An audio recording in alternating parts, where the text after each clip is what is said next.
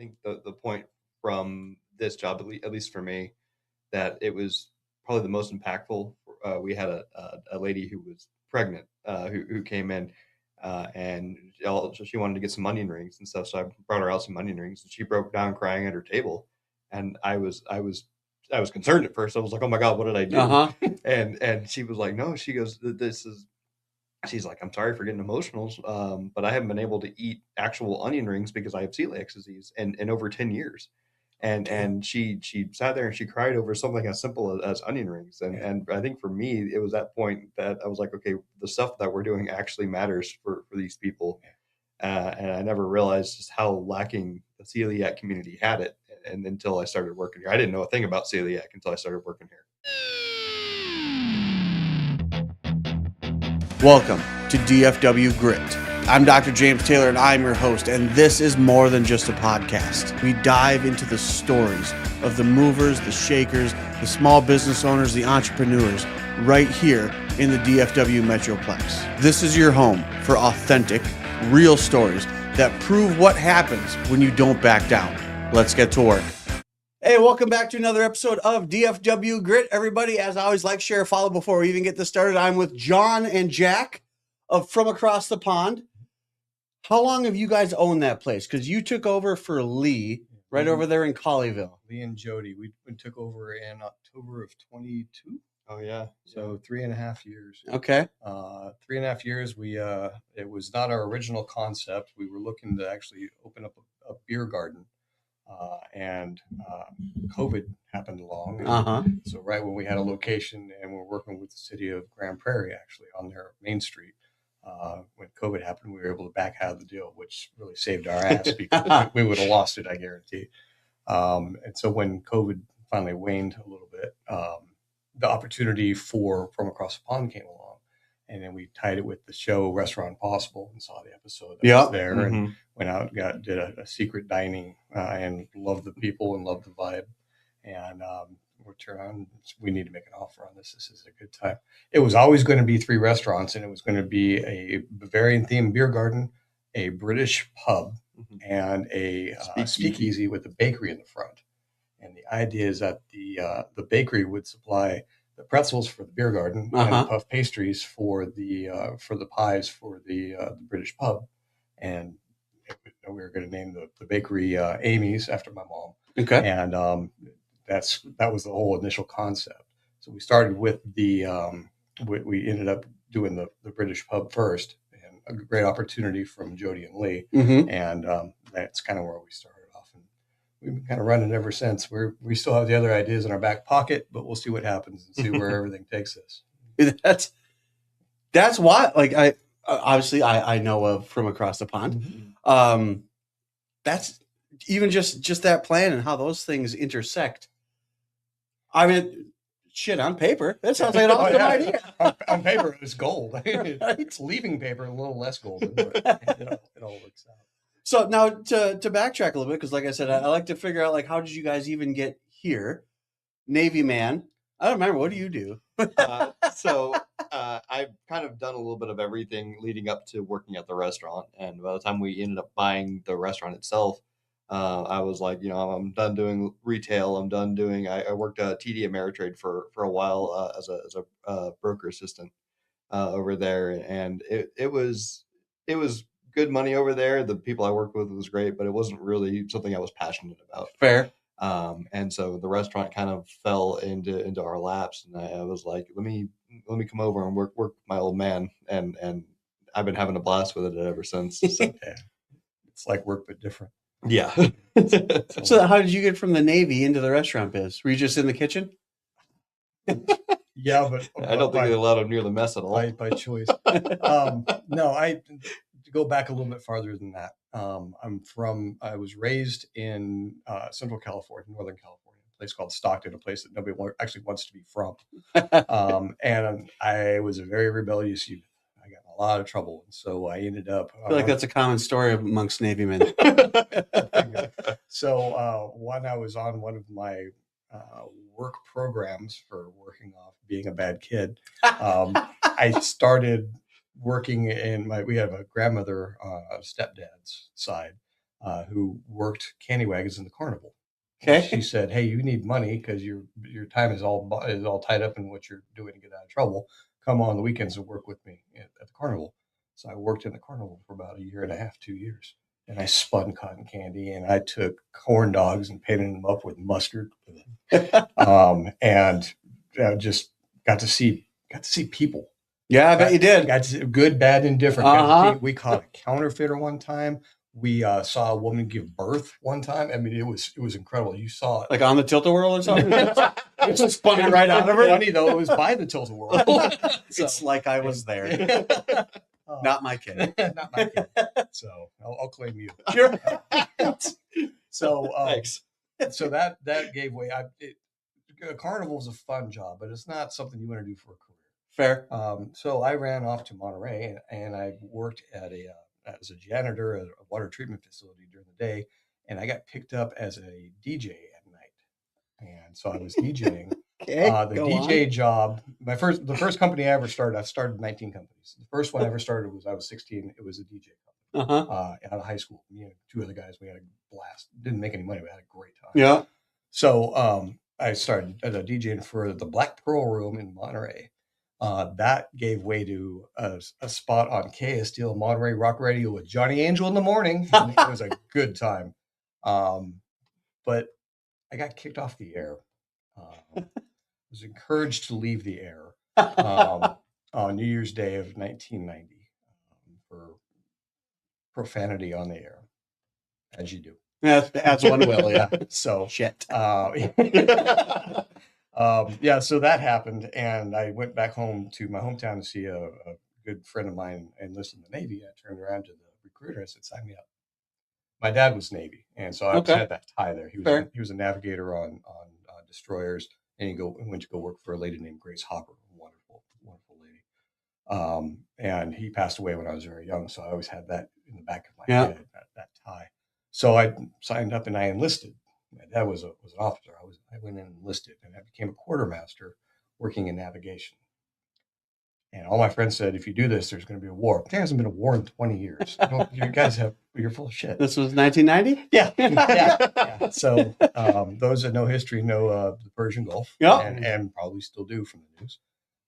So I see that they got water over there. Yeah. So I went right into Desert Shield, Desert Storm, went from supply ship, did a brief stint on a battleship over there. I ended up with my own radio show over there. I do kind of like the setup that you have here, only all audio. And it was the Bob Lowe Show, and it was a great time, and had fun with it. And we broadcast. Say good morning, Persian Gulf. Yeah, pretty much.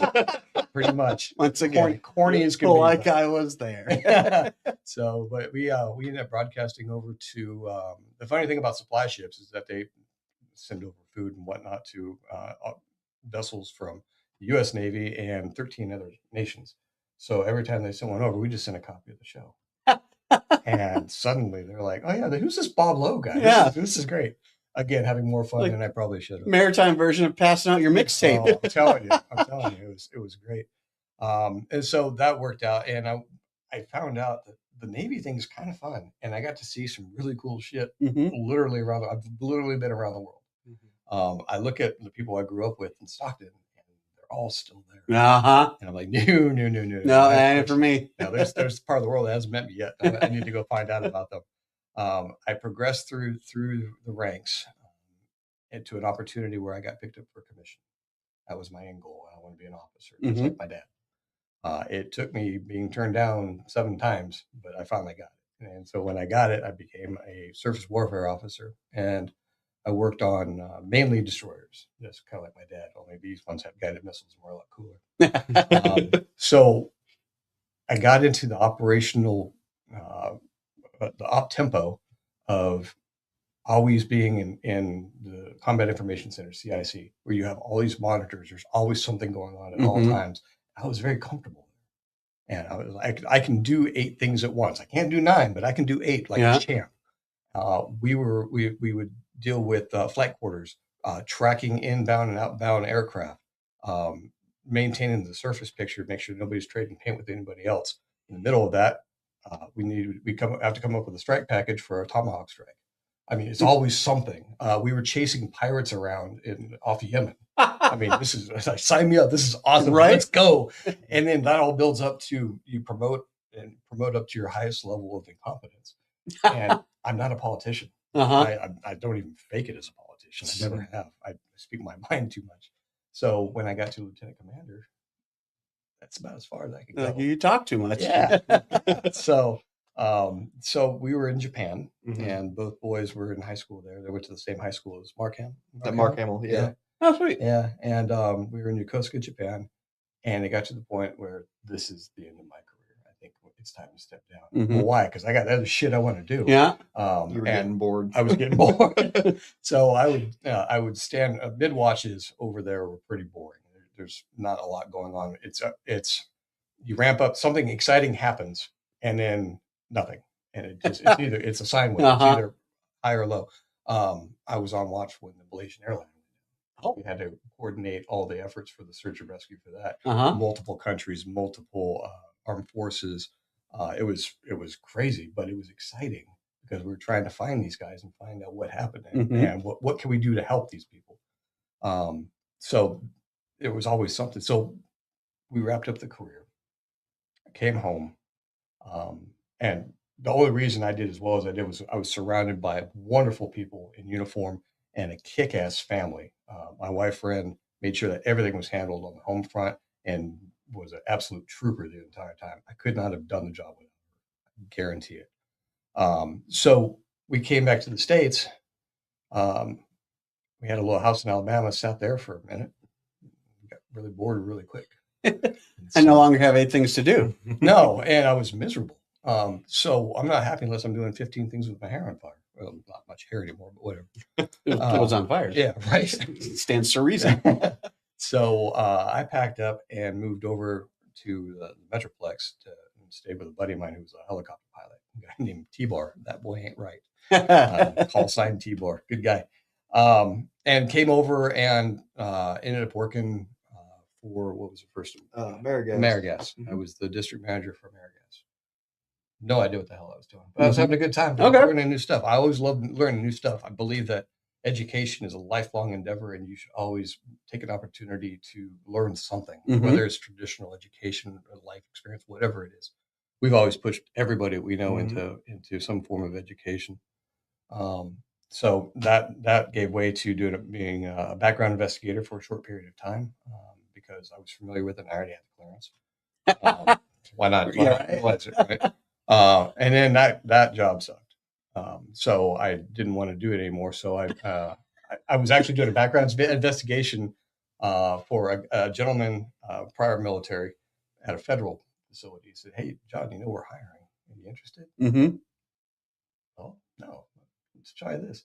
So I told my wife, and she and I both applied to the job. We both got picked up. Oh, damn. Both went to the academy together and have both been doing that job for the past 8 years. So on top of the restaurant, we have a full-time federal job. Yeah. Because I can't just do one thing, apparently. When we got the opportunity, as I was mentioning before about the restaurant, we jumped on that and seized the opportunity. And you don't know how much you don't know until you get in the situation. Fact. Oh, it's incredible. It's incredible. But a lot of it we were able to translate it over to the ship. You only have a finite amount of people. You never have enough money. Something's always broken. Fair. And something is always happening, whether you see it or not. Something's always happening. So we ended up I think the biggest crisis we had was a month after we ended up buying the restaurant. COVID came through. A wave of COVID came through and took out all of us. All but 2 or 3. You and a server, I think, were fine. We're the only ones left. So I was a chef, line cook, prep cook, dishwasher. And I ran the back of house while we had one server that could run the front. That was it. Damn. And we had to keep the doors open because people needed to eat. Yeah. And our niche is gluten-free. It kind of happened on accident. But there's a huge community that it has to eat gluten-free. All the celiac community, all the gluten sensitivity. And so if we don't stay open, they're severely limited in what they Yeah, their can. options. Yeah. So we made it a point to make sure that we could stay open and keep the doors. I mean, it wasn't optimal by any means, but we kept it open, kept it going. And we did a lot of deliveries. We had 4 third-party servers at our apps at the time going. So we stayed busy for about a week till it kind of calmed down again. A question on this. So in these episodes, a lot of either professionals or entrepreneurs. Mm-hmm. And one thing that I'm noticing over and over and again is, well, I have to, but it's never, whether it's a restaurant owner or the guy who owns the MMA gym or the Fidelity insurance guy. Like, there's always this commonality of I have to, and it's never, I have to do it for me. I never have to do it for, I mean, no offense, sometimes my kids, but it's always people outside of yourself. Like, where do you think that comes from? Because, like, it's the same thing. Like, I don't have to be a chiropractor until I find someone that needs to be adjusted. Till I have someone limping in the front door, and all of a sudden it's like, okay, yeah, I know we close at noon and it's 12:05, but you're hurting. Like, I think a lot of that comes from the feeling good of helping somebody else out. I think the point from this job, at least for me, that it was probably the most impactful. We had a lady who was pregnant who came in and she wanted to get some onion rings and stuff. So I brought her out some onion rings, and she broke down crying at her table. And I was concerned at first. I was like, "Oh my God, what did I do?" And she was like, "No." She goes, she's like, "I'm sorry for getting emotional, but I haven't been able to eat actual onion rings because I have celiac disease in over 10 years." And she sat there and she cried over something as simple as onion rings. And I think for me, it was that point that I was like, okay, the stuff that we're doing actually matters for these people. And I never realized just how lacking the celiac community had it. And until I started working here, I didn't know a thing about celiac until I started working here. Oh, so that was that a selling point, if you will, when buying the restaurant? Like, oh, cool, we were looking for a gluten-free thing, or we're looking for a restaurant. This one happens to be gluten-free. Okay, yeah, sure, we'll roll with that. We stumbled right into it. Yep. We were all, none of us were, at the time, were gluten sensitive whatsoever. I eat like a champion. Mm-hmm. But my wife ended up developing a sensitivity to gluten about 6 months after we had the place. And so it was very serious before, and now we have ownership that also buys into this. Yeah. So we took the menu and we elaborated on it. And about the time that she found out she had to limit what she could eat, we made everything on the menu available to be gluten-free. Not everything was, but everything we were able to make gluten-free. We found a way to make sausage rolls with gluten-free puff pastries. That had never been done before. We were one of 2 places that make gluten-free onion rings in the entire Metroplex. The others, Hat Creek, they have their cute little string onion curly rings. fries. Yeah, and they're good, but ours are. Yeah, they're onion rings. Yeah, it's like something you get at a steakhouse. An onion, and I know from experience. It's an onion that knows somebody. Yeah, right. Deep fried Oreos. That's our latest one that we've been playing around with. Gluten-free deep fried Oreos. Yeah, and they're awesome. They're Our beer batter is gluten-free, and it's funny because a lot of people, as soon as they hear the words gluten-free, they think there's no taste. Well, there's a lot of reason to say that, but there's ways that you can also mitigate that. And so we do our beef and ale stew. We use a gluten-free beer. I'll put it up to any other beef and ale stew anywhere. I was skinny. This is all from the restaurant. But there's always a way. It's kind of a challenge to find a way to work around the constraints that you have and still make a good enough product that people will. Before we bought the restaurant, fish and chips for the restaurant placed 3rd in the Metroplex for taste in a competition. We're dying to see another one because we wanted to do it again and see if we can take first place. Oh, they just haven't had another competition? No, they haven't had one in 4 years. Yeah. So I'm hoping that, and maybe we'll just put it together ourselves. Yeah, so organize it. Yeah. But there's always something to do, and always a challenge right there, which is probably why you keep doing it.